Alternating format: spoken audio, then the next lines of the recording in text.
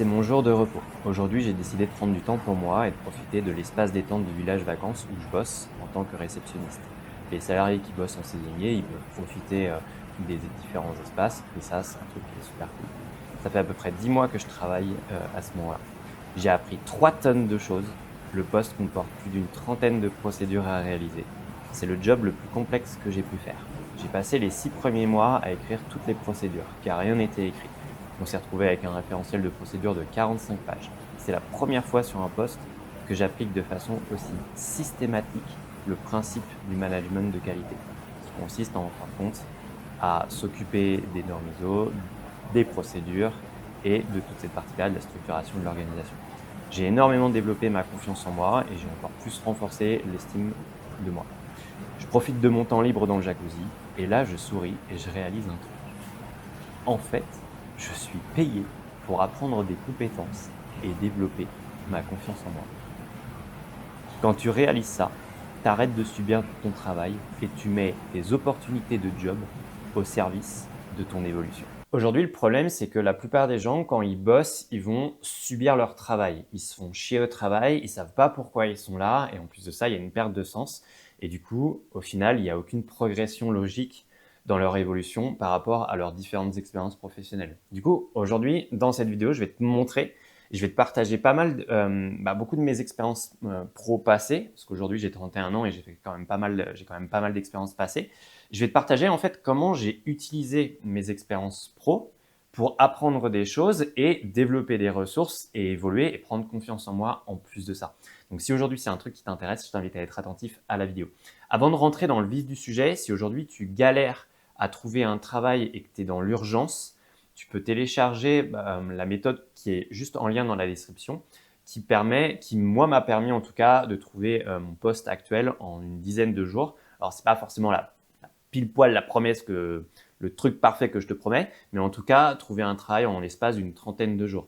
Il y a tout le process, il fait à peu près 6 pages et il est hyper détaillé et spécifique. Je te laisse aller voir ça. En 2017, quand j'ai commencé à bosser chez Deliveroo sur Grenoble, donc la livraison à vélo, j'étais quelqu'un qui n'avait pas beaucoup confiance en soi encore. J'étais quelqu'un encore assez timide, j'avais 22 ans à ce moment-là et j'avais encore un manque de confiance en moi. Et la première livraison que je fais chez Deliveroo, je me souviens très bien parce que j'ai dû livrer des sushis à des infirmières au CHU de Grenoble. Et le CHU de Grenoble, c'est un vrai labyrinthe. C'est immense. Et au bout de 5 à 7 minutes, je trouve pas les clientes. Et du coup, je commence un peu à paniquer. Je me dis, putain, mais comment je vais faire et tout, machin. À ce moment-là, je me dis, bon, il va falloir que j'appelle les clients pour leur demander plus de précision pour pouvoir les trouver. Petit hic, je ne suis pas du tout à l'aise au téléphone à ce moment-là. Mais vu que je suis payé à la livraison et que plus j'attends, plus le temps passe, plus je perds de l'argent, la motivation, je la trouve vite. Et du coup, je finis par appeler les clients et avec un petit peu mon malaise, tu vois, je finis par appeler les clients, à trouver où elles se trouvent dans le CHU de Grenoble, les livrer et passer à une autre commande. Au bout de 2 mois et demi à faire de la livraison chez Deliveroo sur Grenoble, et après plus de 300 livraisons, je peux te garantir un truc, c'est que j'étais hyper à l'aise au téléphone. Parce que à peu près 2 fois sur 3, il manquait des informations précises sur l'application de Deliveroo pour pouvoir trouver le domicile du client et livrer assez rapidement. Résultat, au bout d'un moment, j'en avais marre de perdre du temps. Du coup, je décrochais rapidement mon téléphone pour savoir où est-ce que le client était et aller beaucoup plus vite. Donc, si aujourd'hui, tu n'es pas à l'aise au téléphone et que tu es timide, fais un boulot où tu n'as pas le choix de répondre au téléphone. Ça va te forcer à développer des ressources et à prendre confiance en toi. Par exemple, si tu n'es pas du tout à l'aise au téléphone, bosse en tant que réceptionniste dans un hôtel.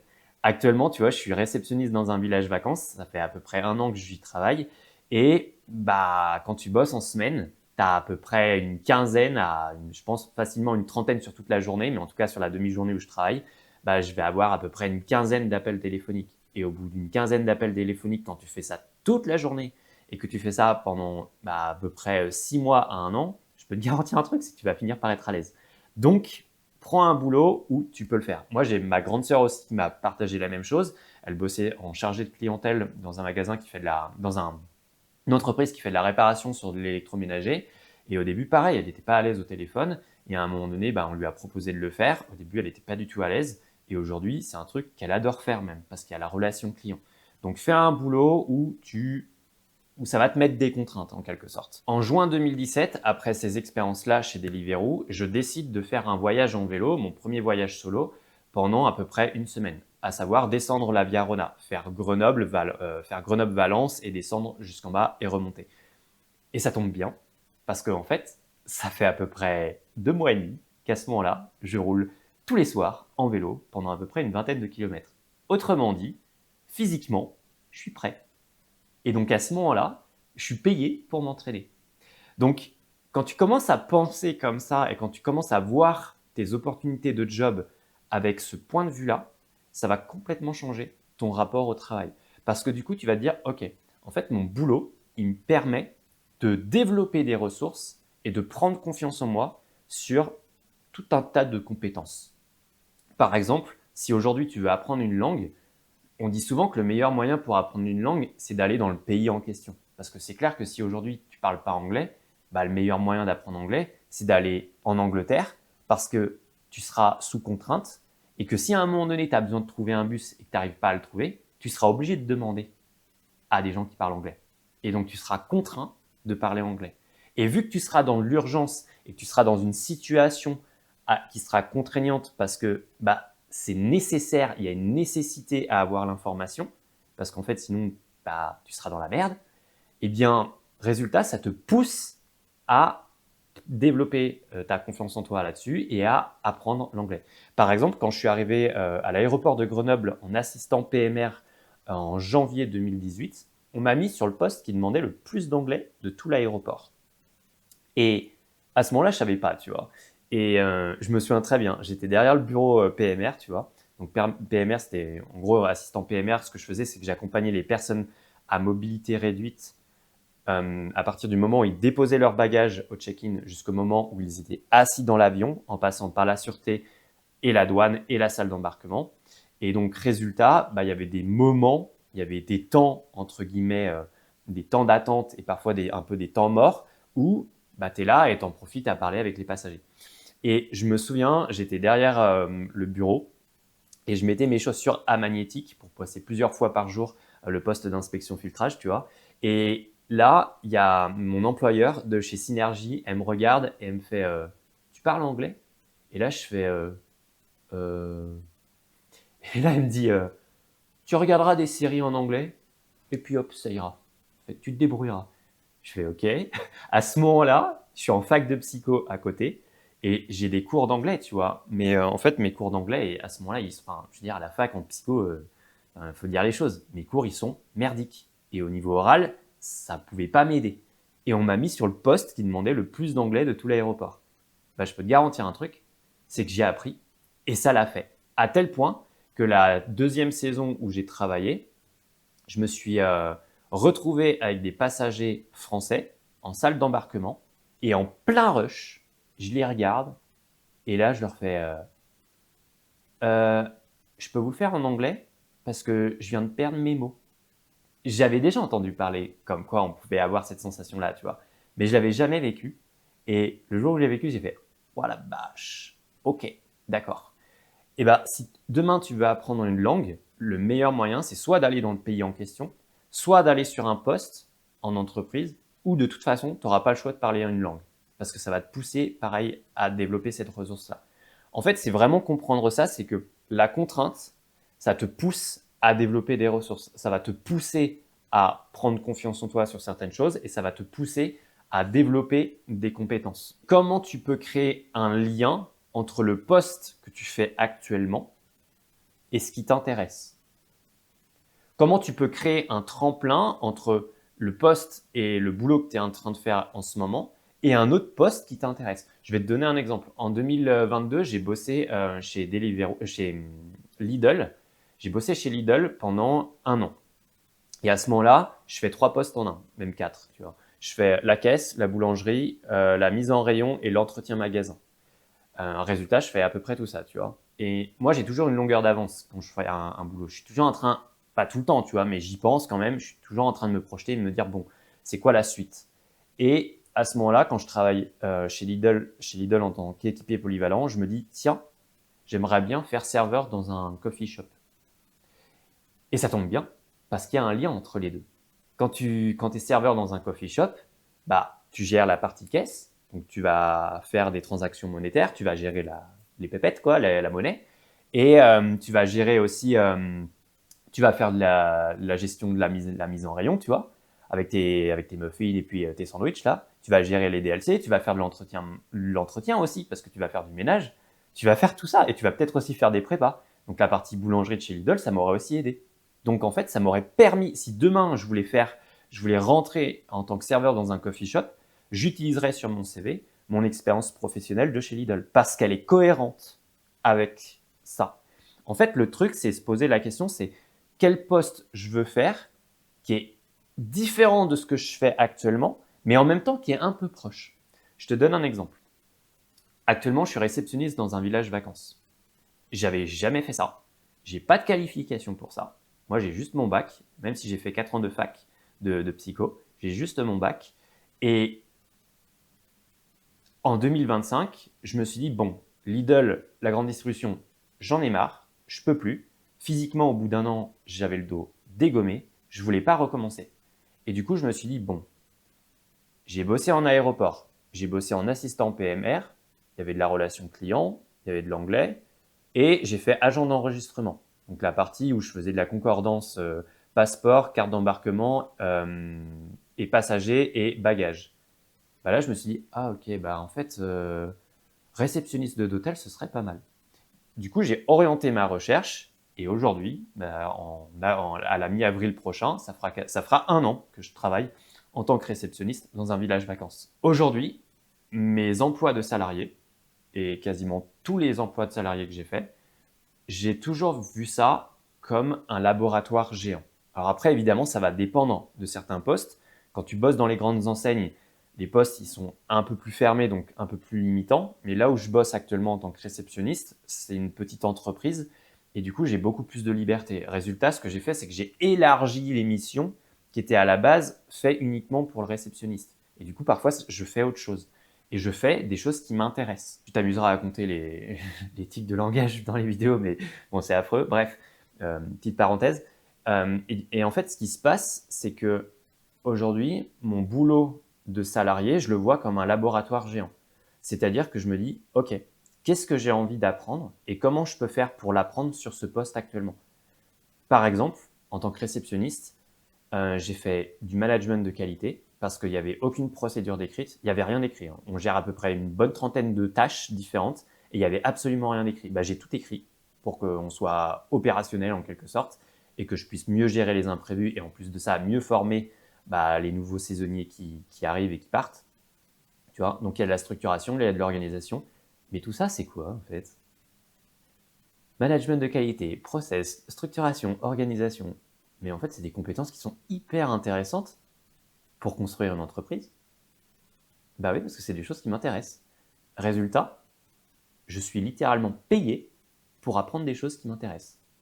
Donc je suis payé pour développer des compétences et apprendre des choses qui m'intéressent moi.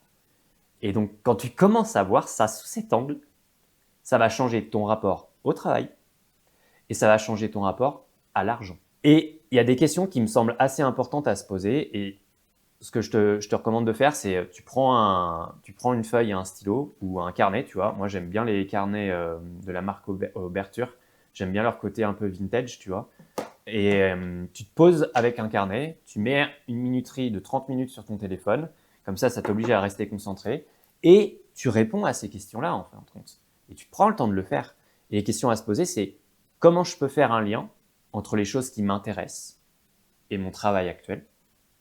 Quel lien je peux faire entre les postes que je veux faire plus tard et mon boulot actuel? Donc, utiliser mon boulot actuel comme un tremplin. Quel lien je peux créer entre mes projets perso et pro, par exemple, ou à ton compte, par exemple, et ton job actuel, par exemple, tu vois, comme j'en ai parlé. Comment tu peux rendre ton travail intéressant et qu'est-ce qui t'intéresse dans ton travail? Par exemple, mon métier de base, je suis praticien en hypnose ericksonienne. Je suis formé à ça. Donc, mon boulot, c'est de suggérer. Et c'est la relation. Bah, ça tombe bien parce qu'en fait, sur mon poste de réceptionniste, je fais de la relation client. Et parfois, je gère des clients qui sont pas contents ou qui sont délicats. Et résultat, bah, il n'y a pas longtemps, j'ai une collègue qui m'a dit, Nat, je ne sais pas ce que tu fais avec les clients, mais tu fais un truc qui permet d'aller dans le bon sens. Du moins, dans le bon sens pour nous. Et je lui ai dit, bah oui, en fait, je cadre les clients.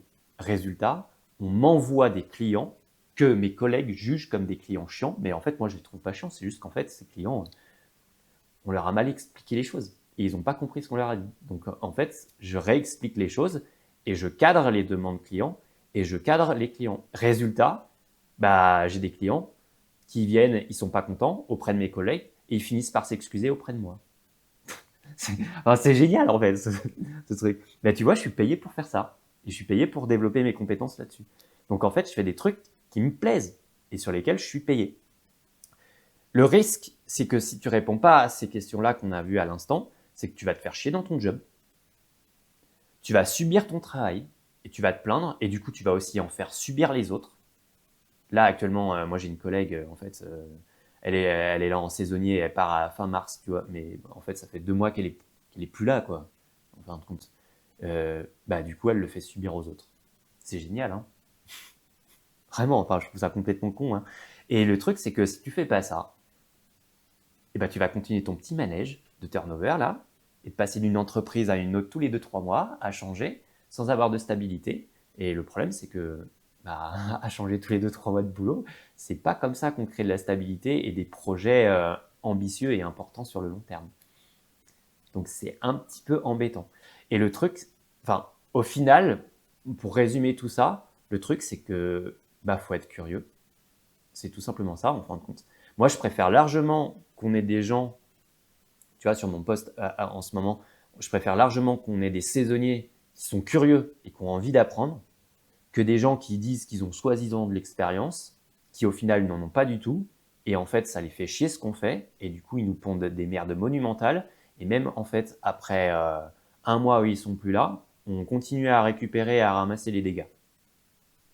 Tu vois, parce que c'est ce qui se passe en ce moment. Enfin bref, à défaut de ne pas avoir choisi ton travail, parce que moi personnellement, tous les emplois que j'ai faits, je ne les ai pas choisis. C'est des opportunités qui me sont tombées dessus. Il n'y a que mon poste en ce moment de réceptionniste que j'ai vraiment choisi. C'est la première fois que j'ai orienté ma recherche d'emploi.